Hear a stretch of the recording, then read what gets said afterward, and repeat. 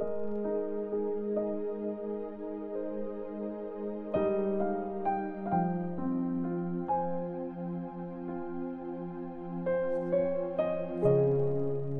Thessalonians chapter 3. Kaya nga, nung hindi na namin matiis na hindi namin kayo nakikita, nagpaiwan kami ni Silas sa Athens. Tapos, pinapunta namin sa inyo si Timothy. Kapatid natin siya at kasamang naglilingkod sa Diyos sa pag-preach ng magandang balita tungkol kay Christ. Pinapunta namin siya dyan para i-encourage kayo at palakasin ang faith nyo at para hindi humina ang loob nyo dahil sa mga pagsubok na to. Alam nyo namang parte talaga ng buhay natin ang mga yan. Diba, sinabi na namin sa inyo nung kasama nyo pa kami na magsasuffer talaga tayo at papahirapan. At alam nyo namang ganun nga ang nangyari. Kaya, pinapunta ko dyan si Timothy. Hindi ko na kasi matiis na wala akong balita tungkol sa inyo. Pinapunta ko siya para kumustahin ang faith nyo. Nag-aalala kasi ako baka natukso na kayo ng devil at nasayang lang ang mga pinaghirapan namin. Ngayon, nakabalik na sa amin si Timothy. Maganda yung binalita niya sa amin tungkol sa pananampalataya at pagmamahal nyo. Sinabi din niya sa amin na magaganda ang mga memories nyo tungkol sa amin at gusto nyo kaming makakita. Kami din, gusto namin kayong makakita. Kaya mga kapatid, kahit sobrang stress kami at pinapahirapan, na-encourage naman kami dahil sa faith nyo. Napupuhayan kami ng loob pag matibay ang pagtitiwala nyo sa Panginoon.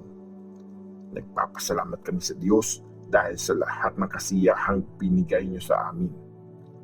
Araw-gabi naming pinagpipray ng todo na makita namin kayo ng personal para maibigay namin sa inyo kung ano pang kulang sa faith nyo.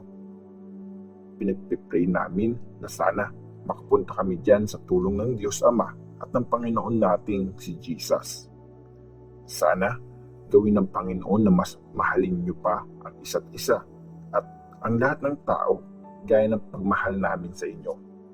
Sana palakasin niya kayo at maging perfect at banal kayo sa harap ng Diyos at Tatay natin pagdating ng Panginoon nating si Jesus, kasama ang lahat ng mga taong pinili ng Diyos. 1 Thessalonians chapter 4. Ang buhay na nagpapasaya sa Diyos. Finally, mga kapatid, meron kaming request at ipapakiusap sa inyo bilang representatives ng Panginoong Jesus. Natutunan niyo sa amin kung paano dapat kayo mamuhay para mapasaya niyo ang Diyos. At yun nga ang ginagawa niyo.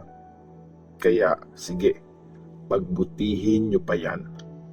Alam niyo ang mga teachings na tinuro namin sa inyo galing sa Panginoong Jesus. Gusto ng Diyos na maging banal kayo, kaya huwag kayo maging immoral.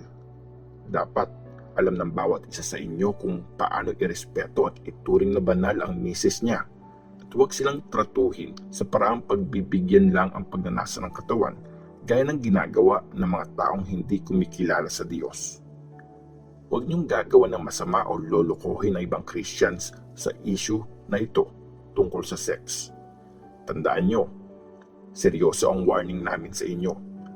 Paparusahan ng Panginoon ang mga gumagawa nito. Hindi tayo tinawag ng Diyos para gumawa ng kahalayan, kundi para maging banal.